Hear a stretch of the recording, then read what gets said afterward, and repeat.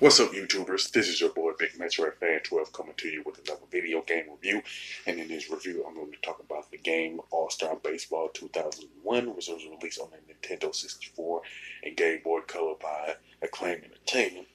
For the sake of this review, I'm going to talk about the Game Boy Color version. You know what I'm saying? I'll talk about the Nintendo 64 version probably at a later date.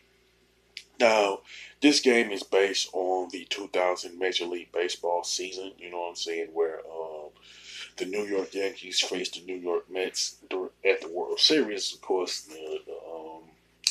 the Yankees won that World Series that year, you know what I'm saying, and during the that particular season, they had 30 teams overall, where 14 of them was a part of the American League, and 16 of them were the National League, stuff like that. So get that out of the way.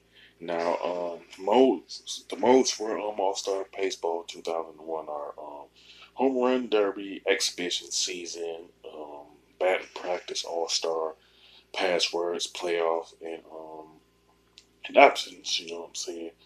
Now, the Home Run Derby, you can pretty much select 10 players who were good at home runs. Five of them were a part of the American League. Five were a part of the National League.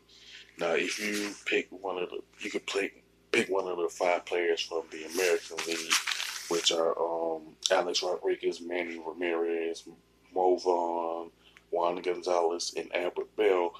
Or you can pick one of the National League players, which were King Griffey Jr., Mark McGuire, Mark McGuire, rather, Sammy Sosa, Mike Piazza, and Chipper Jones. You know what I'm saying?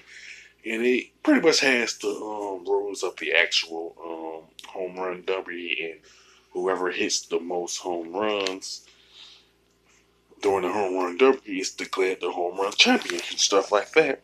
Now, the exhibition mode is pretty straightforward. You know what I'm saying? Where you pretty much pick two teams, whether it's two American League teams, two National League teams, or you have American League team facing a National League team, and just go in and play a game of baseball and stuff like that. You know what I'm saying? And in the season mode, you can pretty much you can pick a 15 game season, 30 game season, 87 game season, or the full season, which consists of 162 games, which is the default number of games that they start you with. So you either pick an American League team like, say, the Toronto Blue Jays, or a National League team like the Pittsburgh Pirates, and you play the season and try to be the World Series champion.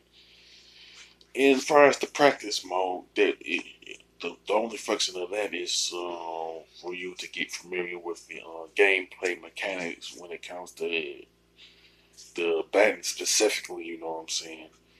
Now, the All Star game, it's the traditional game where the American League face the National League, but there's like four options with that. You can have National at American, American at National, or you can have like the National play the National League, or the American League play the American League. But most people would choose the first two options, where the American League faces the National League, or vice versa, National at American, stuff like that. You know what I'm saying?